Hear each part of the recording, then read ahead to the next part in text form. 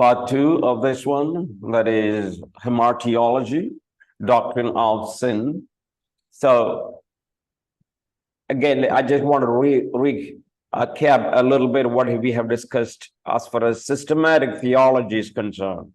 We began with the introduction to systematic theology. We talked about Bible. We talked about God. Talked about Jesus Christ. Talked about Holy Spirit. Talked about angels. And then we started to talk about man, anthropology, right? So that is a good number of doctrines we have covered by our study. And now we are beginning a new one. It is also a small, doctrine, unlike theology proper or Christology or pneumatology. This is small, something that we can easily cover, right? The doctrine of sin, or known as Hamartiology. So let's look into this one. Introduction. Odd as it may seem, the doctrine of sin has proven throughout history to be one of the most important of all the points of demarcation between theological systems. From the caustic debates between Augustine and Pelagius in the 4th century, right? Augustine and Pelagius in the 4th century, to the perpetual debate since the Reformation between Calvinism and Arminianism, or the fundamentalist modernist debates at the turn of the last century, sin has played a central role, right? So this was been a biggest debate in the church history between various groups. How sin affects humanity, that was the question that people raised and they debated. Central to the polarization affected in each of these debates is controversy over nature of sin, causes of sin, extent and propagation of sin. All right, so these are the main areas that the debates had in the past century and past centuries. So we are going to look at the same topic, the nature of sin, causes, extent and propagation of sin, in our studies. Bibliography is given there that you can, if you would like to spend time on that and maybe try to get some books, you can look into that one. Let's look at, first of all, sin, the nature and the definition of sin. I like the definition of Strong, right, of sin. What is sin? Let's look at closely. Sin is lack of conformity to the moral law of God, either in act, disposition, or state. That is something that we need to learn. This is the most simple way of talking about sin. What is sin? It is lack of conformity. You know what is conformity, right? Conforming to a standard. So when we lack that conformity, right, that is sin. It can be an act can be sin, disposition can be sin, the way that someone makes him up, or a state can be sin. So this lack of conformity is explicated in many terms for sin. So we are going to look at some of the terms used in the Bible for sin. Most common terms for sin in both Testaments, right? Whether in the Old Testament, New Testament, for example, kata, or hamatano in Greek. Kata is a Hebrew word. Hamatano is Greek. It simply expresses the idea of missing the mark, right? Missing the mark. That is the simple concept of sin. Or it also can say failing to meet a standard. So when a standard is kept, and when we fail to meet that standard, that is in the Bible sin. Let's look at that word, how that word is used. For example, in the Old Testament, Psalm 119, you have, your word I have treasured in my heart, that I may not sin against you. This is a famous verse, right? David prays, and David says, I have hidden your word in my heart, that I may not sin against you. So the word kata is used, kata. And of course, you have in the New Testament, Romans chapter 3:23. All have sinned, right? All have missed the mark and come short of the glory of God. That's what it means. So how this is being explained? What are the terms in the Bible used for sin? Yes, there are different terms. Number one, if you look at, this is quite common, transgression, right? What is transgression means?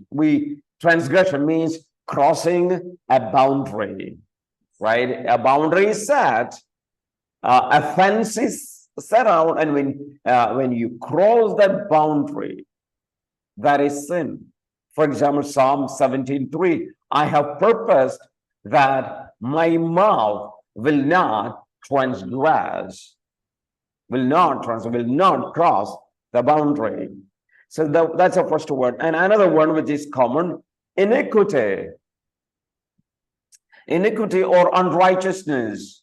Trespass. Yes, pardon. Trespass. Yes, trespass. Yes, trespass is connected to, yes. So it is connected to transgression, right? Transgression. So transgression simply means trespass. That's what it means. But now there are the other terms. Let's look at the other term. That is iniquity. Iniquity. This is quite common term, but iniquity is not a quite common term that is used outside of the Bible when it is inside the Bible. What does that mean? Hebrew word ava or avla is used, and in the Greek term is adikia. Adikia, it simply means perverting what is straight or right. Right? So iniquity means crookedness. Crookedness. If somehow you might have read the word iniquity in the Bible, and if you really want to know the meaning, this is what distorting things, iniquity or crookedness. That is what it means. In the book of James, you have the word tongue is a word of iniquity that sets an aberrant life course.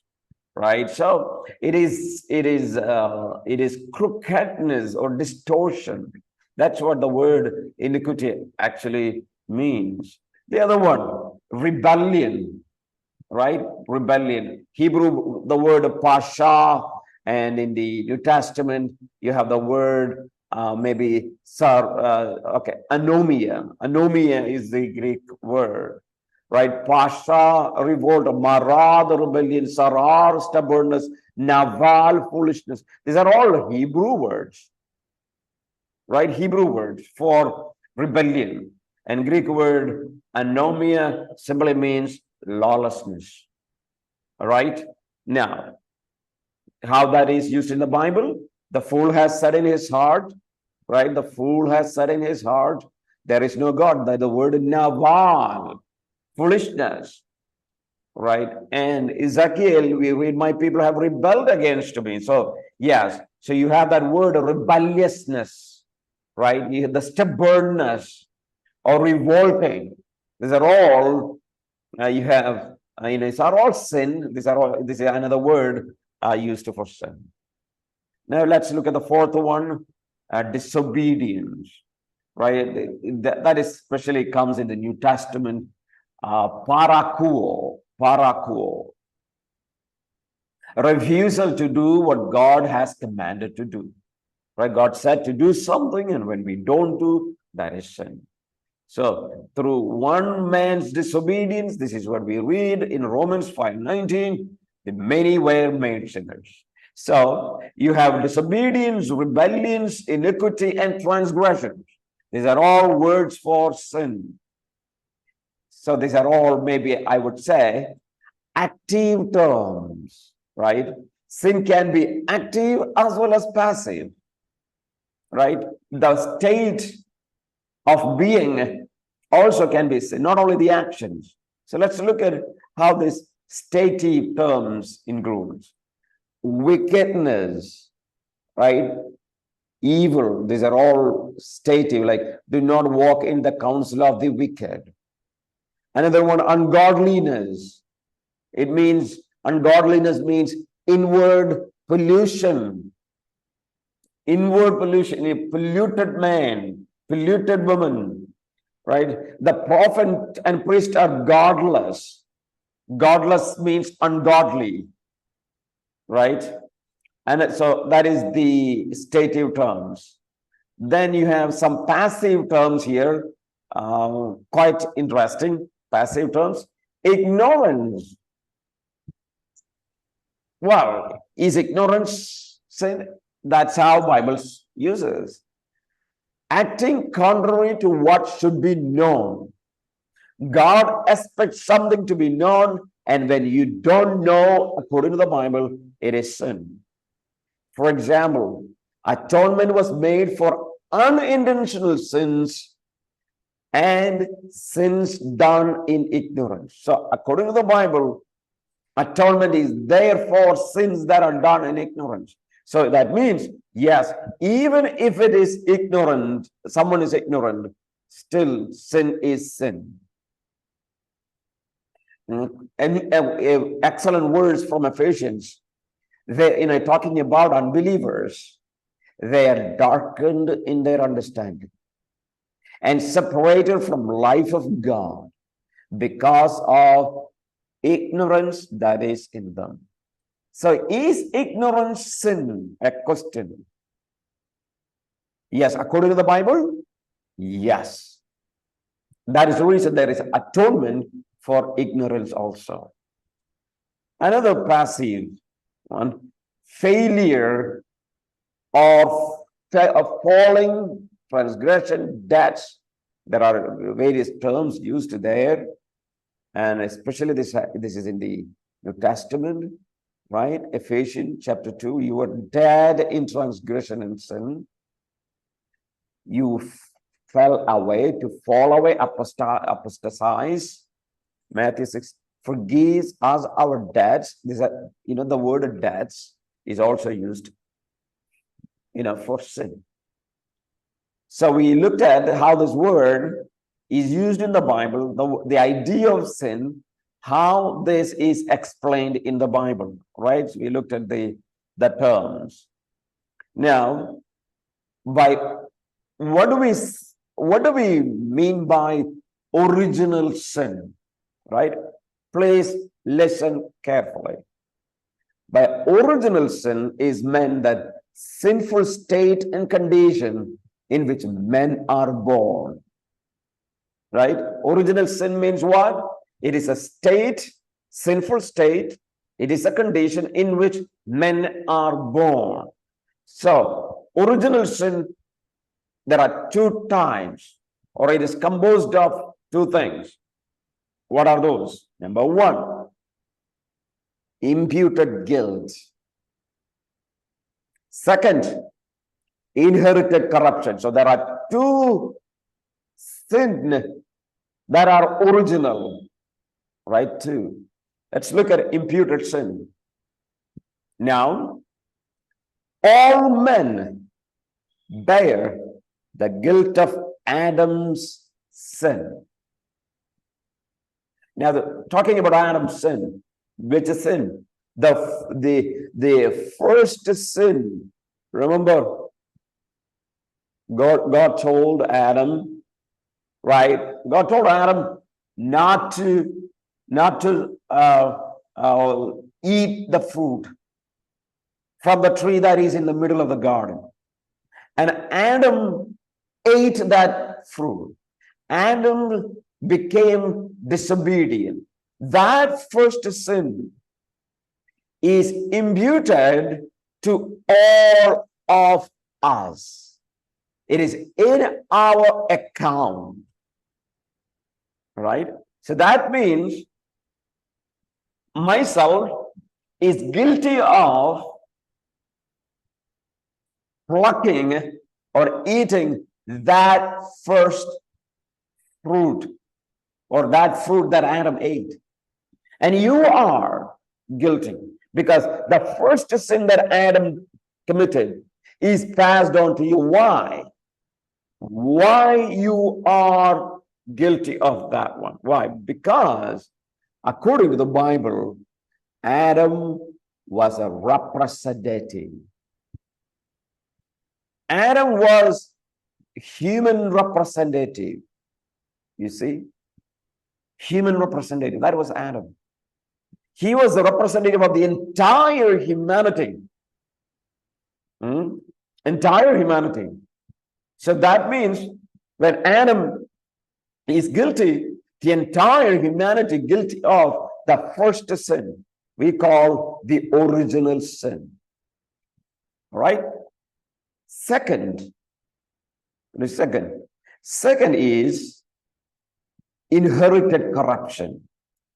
What does that mean? Inherited corruption means all men are born with a sin nature, and that is non posse, non peccare, right? That is, we are born with a sin, therefore we are not able to not to sin. We don't have a capacity to not to sin. We don't have that kind of capacity to keep ourselves away from sinning, right? Man is a sinner and therefore commits sin, right? So this is corruption that is inherited. This is a guilt that is imputed, right? Imputed guilt and inherited corruption. So I have here, if you look at a chart given there, the problem, right? What is the problem? We have sinfulness, and in that we are sinners, right? We are born with a sinful nature from our parents, and therefore we commit sin, right? We commit sin. So we are sinners. We inherit sinful nature from our parents. The next one, imputed sin, right? That is not direct. We got it because we did sin. It is the sin of Adam imputed to us. The second one, okay, we are sinners. Why? Because there is an inherited corruption. This is coming from our parents. This is from parents. This is from Adam. And therefore, what happens? We do sin, right? We do sin. Let's look at transmission of the sin. Now, this imputation of sin is credited to our account from representative head. Who is the representative head? Adam, right? Adam is the representative head. Adam is the one who sinned. He is our representative. Adam sinned in a way as a representative. Like, for example, there is an election going on. We elect our representative. Our representative tells or do things for us. All right. So let's look at that. Is what happens for us. We have a sin of Adam in us, imputed. Now let's look at the remedy. Justification, right? We have Adam's sin. So sin transferred to Christ's account and Christ's righteousness imputed to our account. Now let's look at again. I just wanted to maybe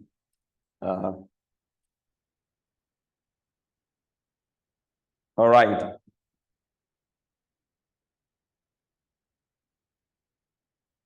Okay, all right, here is Adam. All right. Let's say here we are. Let's say here is Jesus Christ. All right. This is the first Adam. And here is the second Adam. Here, in the humanity, or we are here. All right. So what is happening? We have sin, right? We have sin. How did we get our sin? We have the first sin, that is Adam's sin, that the first was imputed to us, right? Credited to our account from Adam. All right. And therefore, what happens? We have Jesus Christ, the second Adam.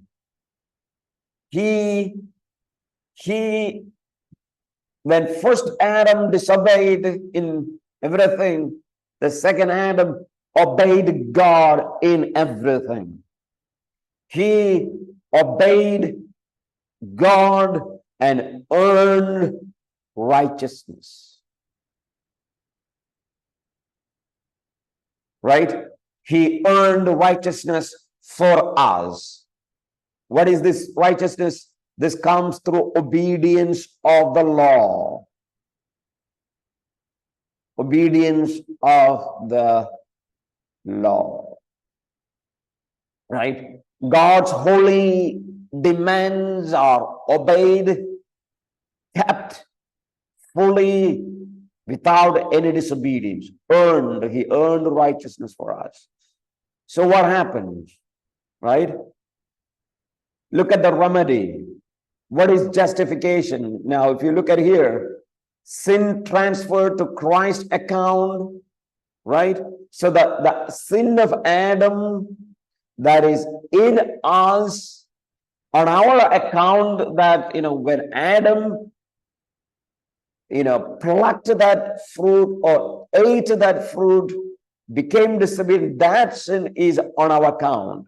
What God does, now God takes that sin of Adam that is in our account and imputes on Christ's account, right? Christ's account, and the righteousness of Christ that is earned, he imputes that into our account, right? So sin of Adam is on our account. Now, the sin of Adam that is on our account is imputed now to Christ, and from Christ's righteousness that is imputed to us. So you have that three-way of imputation. Adam's sin into our account, from our account to Jesus' account, and from Jesus' righteousness, from his account to our account. So we have, when we stand before God, if you believe, we are like someone who obeyed the law perfectly. That's how God looks at it. Obey the law perfectly. All right. So that is what the remedy. Christ's immunity, yes. God appoints, God's appointment of Christ as the second Adam, right? So that is what we see. So first of all, we have sinfulness. We are sinful because we are in Adam, right? We are in Adam. We are sinful because on our account, Adam's sin is imputed. Therefore, we are sinful, right? So that's the first thing. Second is what? We are sinners. Not only that we have sinfulness, but we are sinners. What do we mean? It simply means we inherit corruption. This is from where? We got it from our parents. right? Our father and mother, right? When that 23 chromosomes joined it together from our parents, pass it on to us. Yes. So I say, physically inherited from Adam in the sin nature, possessed by all new person, right? So it begins from Adam and it comes to everyone, right? So what is the remedy? Remedy is definitive sanctification. What is that? A decisive or decisive breach with the sin and the death of old man or old nature, right? It is sanctification is the solution for our nature. We have a sinful nature. Now let's look at Christ. What happened to Christ? Did he have that sinful nature? We already said no. Why? Because of the virgin birth. Christ's personality is not from human being. Christ's personality has come from God directly. So Christ escaped this sinful nature, right? Jesus is not a sinner. Okay? So we have a sinfulness. Second, we are sinners. Third, we commit sin. Yes. Unrighteousness, transgression, lawlessness, etc. What are the various terms we already looked at? Yes, the inevitable recurring product of sin nature. What is that? The inevitable recurring product of the sin nature is what? Committing sin. That's the reason I say you don't have to teach a baby to tell lie. Tell lie. Automatically it will happen. Now, what is the remedy? Remedy is regeneration, the impartation of new nature. As far as Jesus Christ is concerned, he has no sin nature, therefore he doesn't commit sin. Right? So we have sinfulness, that is sinfulness coming from Adam. We have sin, we are sinners, we have sin nature getting from our parents. Of course, it also begins from Adam. And we commit sin because we have the sinful nature. And so the transmission and its remedy is explained here in this table. All right. Any questions on what we have discussed so far about the original sin?